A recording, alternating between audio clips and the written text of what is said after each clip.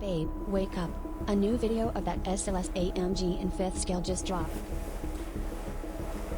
Alright folks, today I'm diving into the one part of this car that was designed purely to flex on regular doors. Those Gullwing beauties.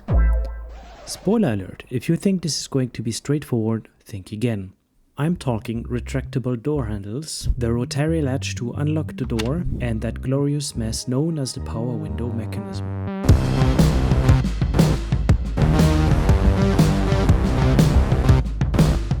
So, why do those handles have to be retractable?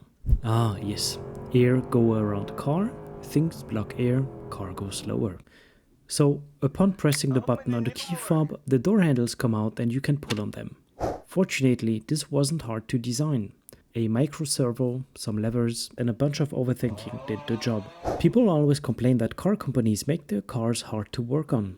Yeah, well, those people haven't built a 5th scale SLS model from scratch with no regard for serviceability. Just wait until this breaks and I have to fix it. That's a future me problem. Eventually, I got the micro servo to push it out, and quickly after having printed the parts, I was able to have a retractable door handle. Psych! Who am I kidding? It took a few prints to get the right geometry. Anyway, great. The handle works.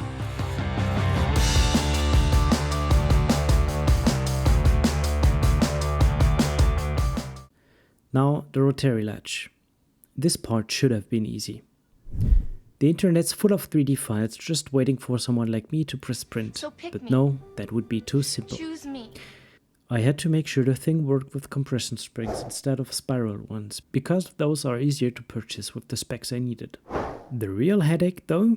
You have to be able to push out the door handle and then pull it even further to unlock the latch and not exert stress on the micro servo itself. So after a while it hit me. An extension spring can push the handle out, but still allow it to be pulled further without stressing the micro or the fragile levers. Don't ask me why it took so long to figure that out, because I don't even know.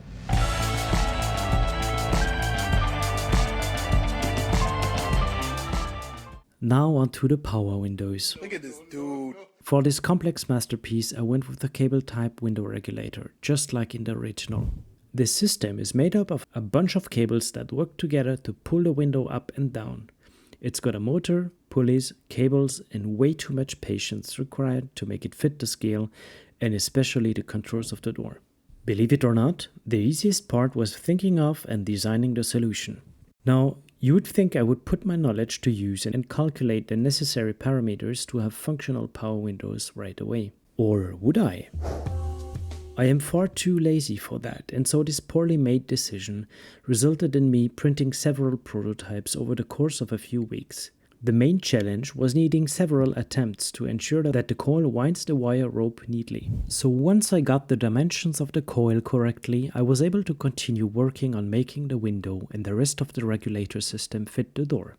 While the electric engine and the warm drive worked perfectly by themselves, even with a reduction gear the torque wasn't enough to even remotely do anything. An interesting problem since the ratio between the engine and the coil is basically 1:35 and that should be enough.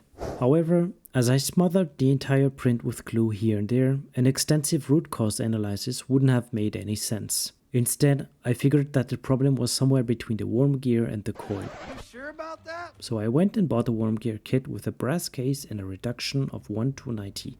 With the kit probably already here by the time I'm editing this video, I am looking forward to install it and finish the windows. But only next year, as I have too much on my plate right now to be able to focus on building. Until then, let's pretend the torque problem is solved and at least appreciate this proof of concept. For the rest of this video, we will focus on the other features.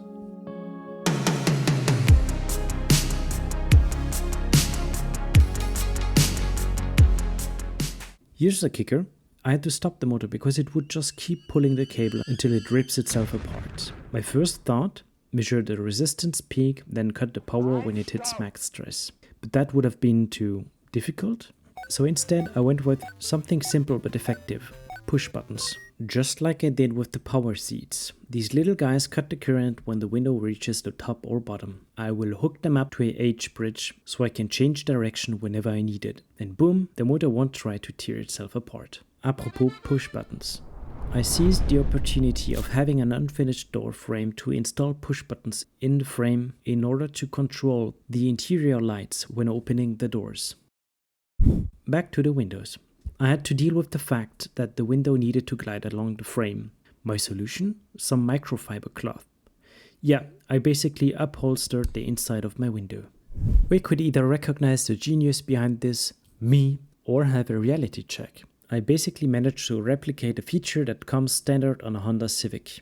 Except this took 2 months and way too many prototypes. Still, I'm positive on finishing these doors before Rockstar releases GTA 6. Does it work?